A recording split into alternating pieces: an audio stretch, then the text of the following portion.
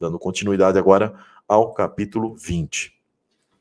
Então vi descer do céu um anjo, tinha na mão da chave do abismo uma grande corrente. Ele segurou o dragão, a antiga serpente que é o diabo, e o prendeu por um dia divino, por um tempo divino, 1000 anos. Lançou-o no abismo, fechou-o e pôs selo. Quando fala, e depois importa que seja solto por um pouco de tempo, é o tempo do Armagedon, tá?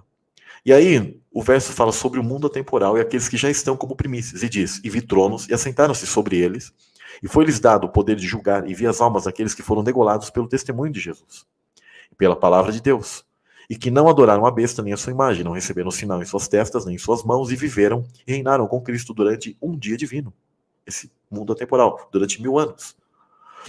E alguns vão me dizer assim, Samuel, quem são esses? Aquilo que eu já falei, as primícias, aqueles que foram degolados, tá? Principalmente os mártires da época de Nero e etc.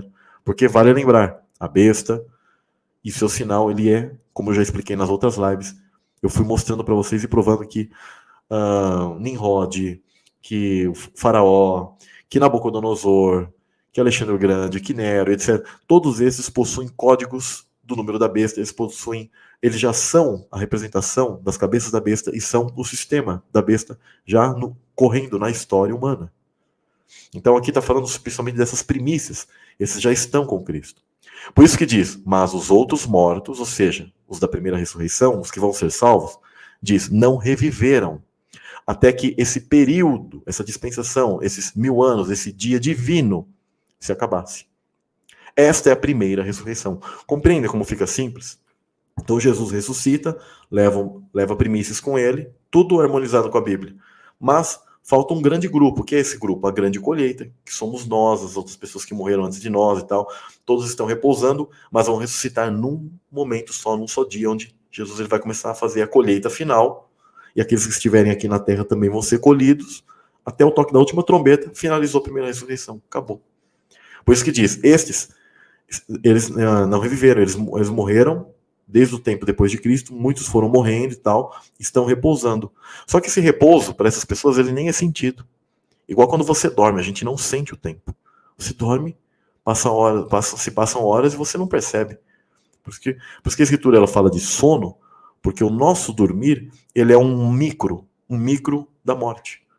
Tá? Uma microvisão da própria morte, onde você não percebe. Né? E a mesma coisa será, quando nós morrermos, nós não perceberemos, despertaremos em nome de Jesus como eleitos na primeira ressurreição, que da segunda ressurreição eu não quero fazer parte. Espero que você queira fazer parte da primeira. E aí diz, bem-aventurado e santo aquele que tem parte na primeira ressurreição, como eu disse. Sobre estes não tem poder a segunda morte, mas serão sacerdotes de Deus e de Cristo, e reinarão com ele 1000 anos, um dia divino. E acabando-se esse período, 1000 anos, Satanás será solto de sua prisão. Ou seja, está falando de Armagedon, tá? Por isso que João ali faz a ligação com Gog e Magog, que eu vou ler para vocês depois. E acabando-se os 1000 anos, será solto da sua prisão e sairá a enganar as nações que estão sobre os 4 pontos da terra, tá? Lugares secretos da terra, sobre todas as direções. Gog e Magog, cujo número é como a areia do mar, para as ajuntar em batalha. Quando a Escritura falou, gente, em ajuntar em batalha aqui no Apocalipse, todas as vezes sempre foi o quê? Armagedon, né? Por que as pessoas creem que Gog e Magog não é o Armagedon e é um outro lugar? Porque elas fazem uma leitura equivocada e não compreendem o atemporal. Compreendem que Gog e Magog é o mesmo, simplesmente, Armagedon? Porque Gog e Magog se dá naquele mesmo lugar. E João está fazendo lembrança para os hebreus, as profecias lá já falavam sobre essa última batalha. O Vale da Decisão, Vale de Jezreel, Gog e Magog, Armagedon, é tudo o mesmo evento. Nesses lugares ocorreram vários tipos de batalhas, mas ele está sempre sinalizando que é o mesmo evento, chamado Dia do Senhor. A única reunião para a batalha, não há duas. Em pleno milênio de Cristo, gente fazendo bagunça lá, cananeus, etc. Que o próprio Zacarias fala, não haverá mais cananeu, não haverá mais Nefe, não haverá mais nada. Os próprios textos de Isaías, quando eles tentam fazer alguma leitura de milênio literal, diz que nunca mais as pessoas ajuntarão suas ferramentas para batalhar. E aí, como que fica isso aí, se em pleno milênio de Cristo, um bando de isentão vai ser enganado por Satanás, participaram ali do milênio de Cristo, de repente todo mundo pega sua enxada e fala, não, vamos batalhar contra Cristo. Por favor, gente. Pensem. Tá? Como que a pessoa vai... O verso diz, nunca mais haverá guerras e conflitos, etc., mostrando sobre a nova terra, um exemplo, né? Onde as suas enxadas... Está falando o quê? Para os hebreus entenderem, ó, sabe as ferramentas que vocês trabalham? A mesma coisa, vocês nunca mais usarão algo do tipo para a batalha.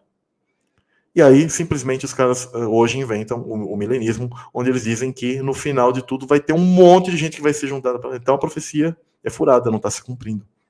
Em pleno milênio de Cristo, um monte de isentão fazendo bagunça. E aí diz, e subiram sobre a largura da terra, e cercaram o arraial dos santos e a cidade amada. Ou seja, essa cidade amada é a nova Jerusalém. Não a cidade, como eu posso dizer, a prostituta, a que se prostituiu em todas as épocas. A Jerusalém que acabou sempre falhando, e os sacerdotes sempre serviram, no final acabaram servindo a Satanás. E de Deus desceu fogo do céu e os devorou. E o diabo que os enganava foi lançado no fogo, no lago de fogo e enxofre, onde estão a besta e o falso profeta. De dia e de noite serão atormentados para todo sempre. Então, aqui, o Apocalipse 20, ele dá ênfase sobre a figura de Satanás. Aqui não é cronologia. Ele está mostrando agora que a prostituta foi assim, sentenciada, tá? Houve aquela batalha. E aí aqui está dando detalhes agora sobre a figura principal, que é inimigo dos cristãos, sobre Satanás. Não é um evento cronológico. Compreenderam que é simples entender isso? Eu não acho isso aqui difícil. É simples, e quando a gente entende que Pedro, os Salmos já falavam sobre esse mundo atemporal, não é milênio literal e físico, que não bate com as escrituras, com as coisas que Jesus ele falou já na Bíblia, alguns versos que eu já li aqui, sobre o valente já amarrado, o entendimento que era, porque aqueles que entenderam de maneira diferente, nem a Cristo aceitaram.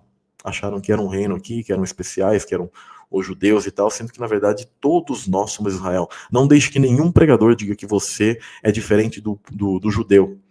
Todos nós somos Israel. Somos Israel. É a Escritura que está falando. Paulo, que, o grande mestre ali. Depois de Jesus, obviamente, né? Eu considero Paulo um daqueles que foi, por isso que ele foi autor de muitas cartas ali, tá? Onde ele se espelhava completamente em Cristo. Então, ele falou, deixou muito claro isso, tá? E aí diz, e vi um grande trono branco, e o que estava sentado sobre ele, cuja presença fugiu a terra e o céu. Ou seja, isso aqui fugiu, não existe. Não tem terra e céu mais.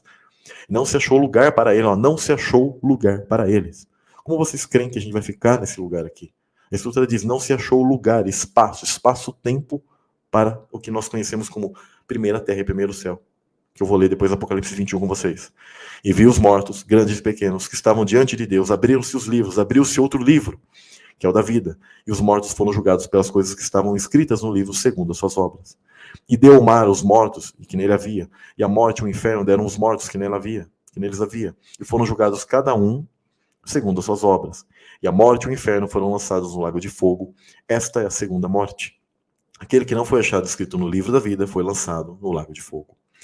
Deus ele vai permitir, nesse tempo final, quando houver essa segunda ressurreição de todos os maus, né, nessa última batalha do Armagedon, onde Satanás ele vai reunir todos esses seres, também chamado de Gog e Magog, que esses seres eles se reúnam e depois eles vão ser derrotados. E Deus vai permitir que nós julguemos a muitos deles. A muitos. Esse é o dia do julgamento. Igual eu coloquei aquela figura. O dia final, mesmo que curtinho no nosso tempo, mas lá no mundo atemporal, é um dia de julgamento. Dia do juízo final. 1000 anos de juízo final. Ou seja, onde nós julgamos a esses e vamos dar a sentença a eles. Você vai ser sentenciado assim, assim, assim, assim, assim. Há um nível de sentença que Deus ele é justo, tá?